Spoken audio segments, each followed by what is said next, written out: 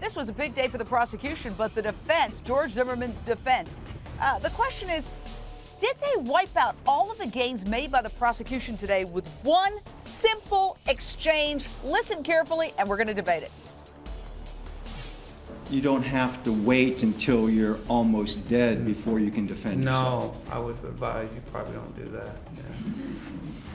And I take it, when you're under attack, you never really know where that moment will be. No, unfortunately you don't. All right, let's go into the Lion's Den and debate that. You saw George Zimmerman with a rare smile and laugh. He has been very expressionless during this case, and yet he was laughing there. I have to say that that was a very good point. And I'll throw this one at you, Kelly Saindon, former prosecutor. You don't have to wait until you're almost dead to defend yourself, and you never know when that's going to happen.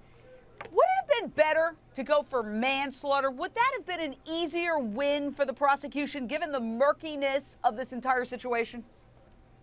You know, I do think that would have been an easier win. However, they usually go big because they know if they get a conviction, they can get a lesser offense. And in this case, there are multiple opportunities. For example, Zimmerman could have hit Trayvon Martin in the face with the gun. He could have used it as a weapon instead of deploying a bullet and killing him.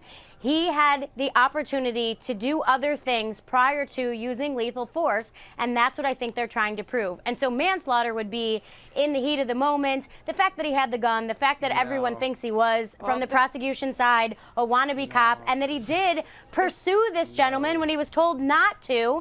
That is what the prosecution is going for. Yes, ma'am. Two things. First of all, Mark O'Mara stated that he's not going to plea out an innocent man.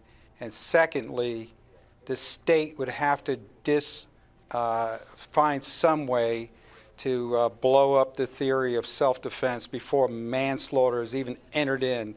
And secondly, that's not an option because manslaughter carries with a weapon and loss of life 25 years minimum. So, you know, where are you going with that one? We're not going to get manslaughter. We're not going to get night. You have a bunch of witnesses who are conflicting. They're giving conflicting accounts. You know, in confusion, there can be reasonable doubt. And then you have this excellent point made about the nature of self-defense when nobody's watching, is that do you have to wait until you're almost dead to your sentence to defend yourself? And do you ever know when that moment's going to happen? And I thought that was one good moment for the defense.